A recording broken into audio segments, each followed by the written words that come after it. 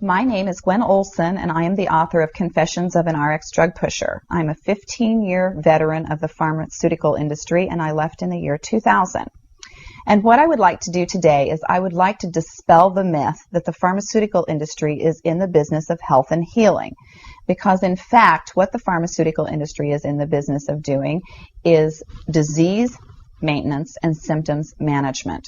They are not in the business to cure cancer, to cure Alzheimer's, to cure heart disease, because if they were, they would be in the business of putting themselves out of business, and that in fact doesn't make sense.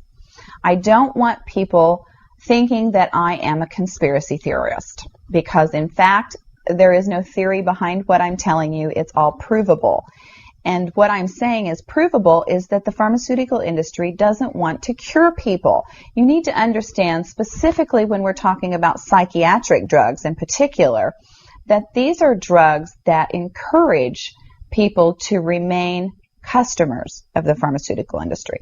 In fact, you will be told if you're given a drug such as an anxiolytic or an antidepressant or an antipsychotic drug that you may be on the drug for the rest of your life. And very frequently people find that they are on the drugs for a very long period of time, if not permanently, because they're almost impossible to get off of. Some of them can have very serious withdrawal symptoms, and most of them can have extremely serious withdrawal symptoms if they're stopped cold turkey, but some people even experience withdrawal symptoms when they try to titrate or they try to eliminate the drug little by little, day after day. So it's really important to understand the motivation behind all of the current maintenance drugs that are on the market, even, for example, drugs such as cholesterol-lowering drugs. And what we are in fact finding now is that cholesterol drugs are lowering cholesterol excessively and causing other disease states as a consequence. So you need to be careful about trying to take drugs in order to remain healthy, because you're never going to have anyone come to you and tell you that the drugs are always tried against a placebo in clinical trials. What a placebo is a sugar pill. And in fact, many drugs are not found to be much more efficacious than the sugar pill. And in a case in point actually is the recent clinical trials that were released in the meta-analysis that came out of the UK on antidepressants, on the newer SSRI, selective serotonin reuptake inhibitor antidepressants. And what was found was the information that activists and other researchers have known for decades, was that antidepressants are no more effective than placebo, no more effective than sugar pills. But yet there are over 44 million people that have been taking these antidepressants, and a large number of them people that have mild to moderate depressive episodes. In fact, they prove that the antidepressants were not effective in anyone with the exception of some of the most severely depressed patients. And I can tell you from personal experience that there are a number of things that depressed patients can do to improve their mental status aside from drugs that are quite effective, and in fact more effective than placebo.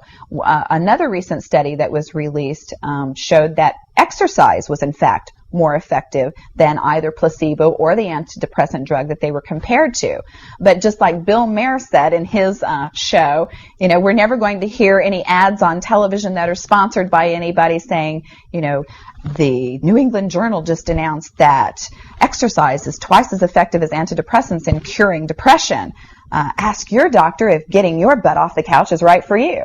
You know, you're never going to get that kind of good information, fair, balanced information, as long as pharma is funding the major TV stations, the advertising that supports those television stations, the major journals, and all of the advertising that supports the major journals.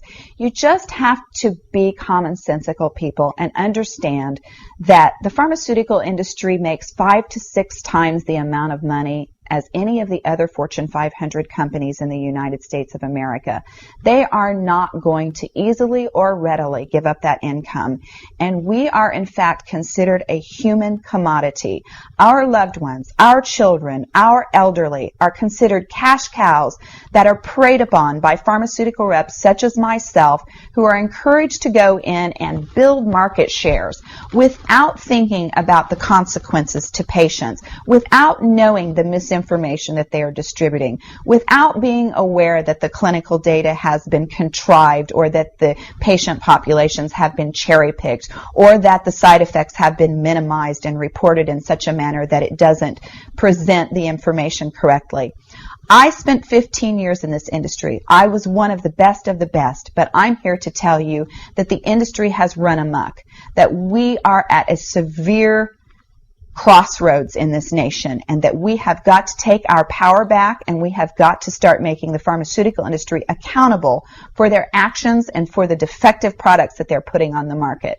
It won't be long before every American is affected by this disaster, and we need to be aware of what the differences are between diseases, between disorders, and between syndromes. Because if it doesn't have to be scientifically proven, if there are no tests, if there are no blood tests, CAT scans, urine tests, MRIs, if there is nothing to document that you have a disease, then you in fact do not have a disease, you have a disorder, and it has been given and has been diagnosed pretentiously, and you need to get yourself educated and understand that there are options, and those options are much more effective than drugs.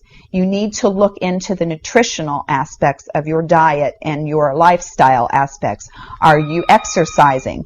Are you taking care of yourself in the ways that you need to be proactive about your health? Because once you start down the road of taking one prescription drug on top of the other, you will be a lifelong customer for the pharmaceutical industry, and your choices will be truncated. So I would like to ask you to please self-educate, be proactive, and share the information with others.